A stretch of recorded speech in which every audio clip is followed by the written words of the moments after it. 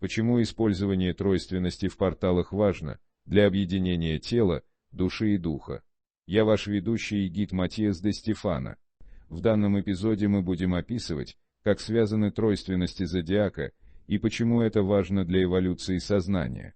С перспективы Земли мы пытаемся понимать реальности так, как будто они — это все, что существует.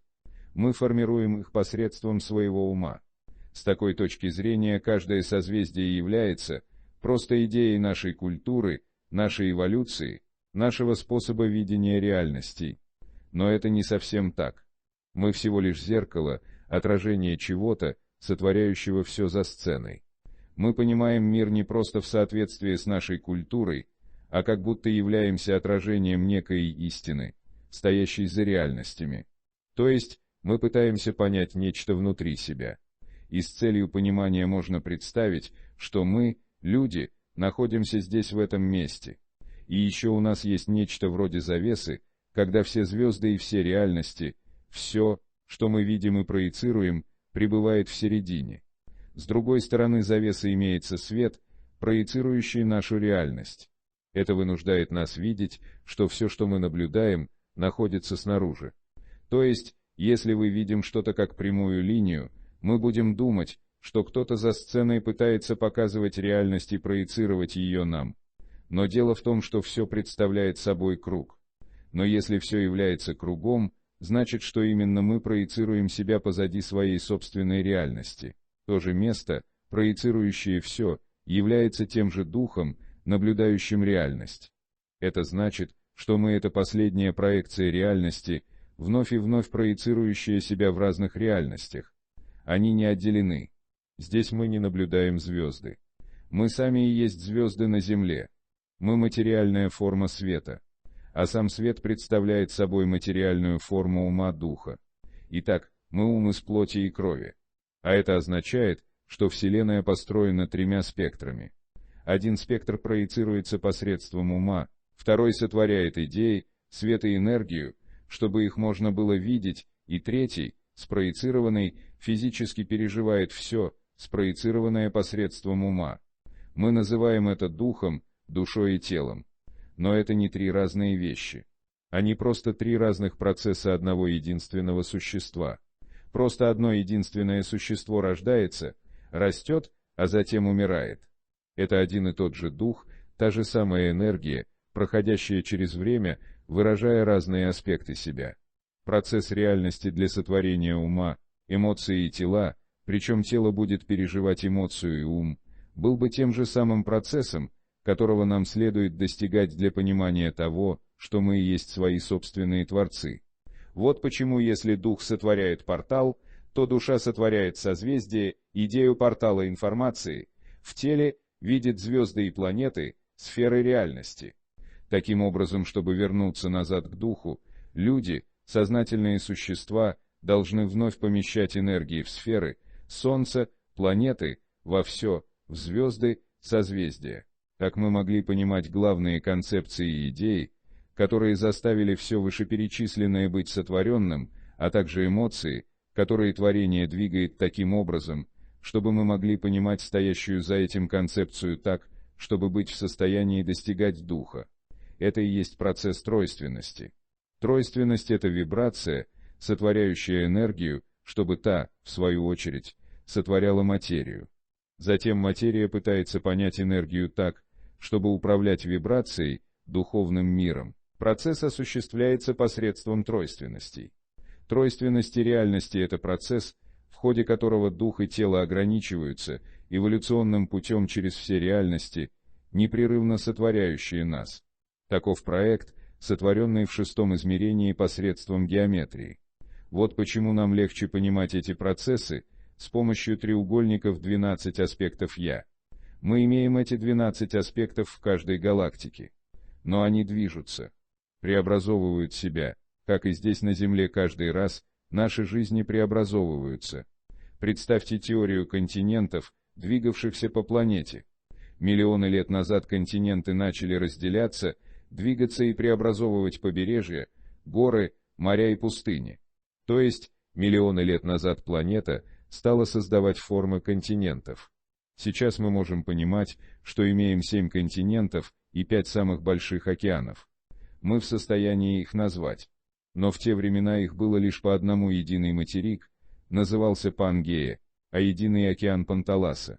Эти две концепции, позитив и негатив, именно то, как мы понимаем Вселенную. Затем из позитива и негатива, воды и земли, Вселенная начинает разделяться на множество других. Континентам понадобились тысячи лет, чтобы сотворить формы, известные нам сегодня. То же самое происходило в галактике. Тысячи, миллиарды, эоны лет потребовались для сотворения форм, которые сейчас мы понимаем как 12 созвездий, то есть, со временем звезды сдвигались, рукава галактик перемещались. Эволюция того, как мы понимаем божественность во Вселенной, тоже менялась. Если имеется лишь одна звезда, мы можем соотнести ее с Богом.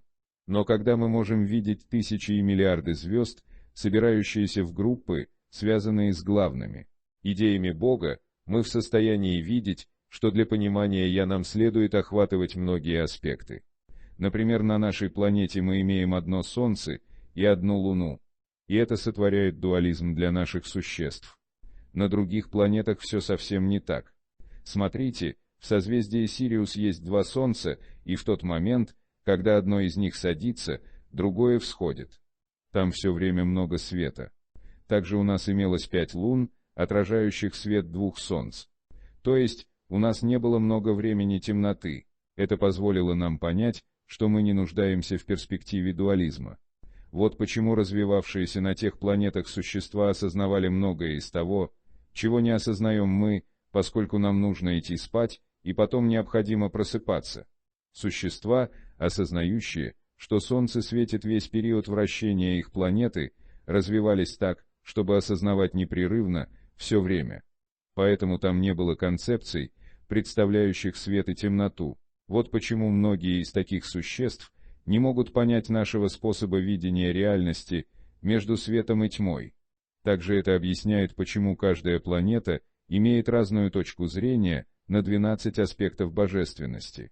И вот почему, когда сознательная планета, скажем, такая как наша, может видеть звезды и способна достигать 12 аспектов, мы здесь понимаем, что каждая сфера, существующая в царствах животных, царствах растений, в царствах минералов, в царствах людей, представляет собой структуру, в которой Дух сотворял идеи физической материи. Поэтому мы и помещаем изображения людей, животных и минералов на небо так, чтобы понимать и соотносить процессы, которые переживаем на Земле, а также воспринимать концепции, которыми пользовалась божественность для проецирования наших реальностей.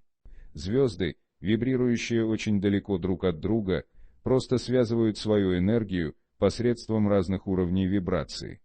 Пока свет достигает, касается и преобразовывает нас, главная структура представляет собой все струны, связывающие все реальности. И также посредством вибрации, что бы ни происходило там или здесь, просто преобразовывает нашу перспективу звезд. То есть, когда мы вращаемся, наша планета вращается, мы можем видеть время в 12 разных аспектах. И вот почему мы делили время на 12.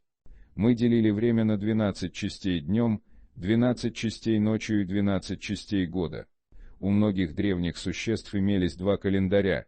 Календарь, говорящий о Солнце, и календарь, говорящий о Луне. Солнечный календарь соотносил каждую энергию наших дней с 12 созвездиями. Лунный календарь говорил о процессе творения в этом мире. Поэтому он не мог быть 12-ричным, он был 13-ричным. 13-ричным, потому что в году мы имеем 13 циклов Луны.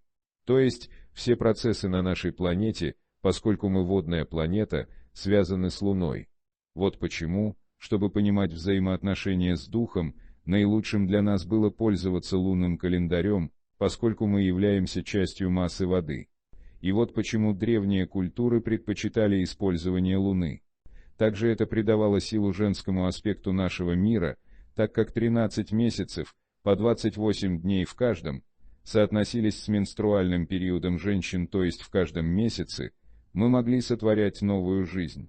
Нам было известно, что хотя Луна с циклом 13, пытается улучшить кровь в физической структуре наших тел, солнечный календарь помогает понимать цикл наших духов и душ.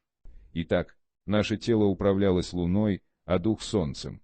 Вот почему мы понимали, что наша мать, отец и древо жизни, которых мы имели на этой планете и соотносились с животными и растениями, на самом деле соответствовали крови, воде и ДНК. Поэтому, чтобы надлежащим образом жить в этом мире, нам следовало быть сбалансированными. И еще мы знали, что именно в нем был сотворен духовный ум. Все, что было в нашем уме, наших личностях, все, что было сотворено так, чтобы мы могли видеть мир, управлялось Солнцем и 12 аспектами Солнца. Вот почему и сегодня мы понимаем, что наши личности сотворены не просто ДНК и нашей историей на этой планете. Они преобразовываются каждый раз посредством аспектов времени в других созвездиях. Это то, что сотворяет зодиак. Зодиак — это ключ к пониманию того, что произойдет, что происходило и кто я есть прямо сейчас. Он как карта, которой мы можем пользоваться, чтобы понять, как работает время. Древние цивилизации не пользовались им, чтобы делать пророчества и нечто магическое в будущем. Для них зодиак был часами. Как нам известно из повседневной жизни, после 12 часов солнце сядет, и у нас наступит ночь, а потом настанет день. Мы как бы разделили время так, чтобы могли знать, когда будет закат, а когда восход. В древних культурах знали, что самыми большими часами были бы созвездия. То есть, они служили не только для того, чтобы знать, когда каждый день нам следует идти спать, или когда нам нужно вставать, сколько часов нам следует спать, а сколько работать и бодрствовать в течение дня. Также созвездия служили часами, чтобы понимать, что они предназначены не только для индивидуумов, а для всей планеты.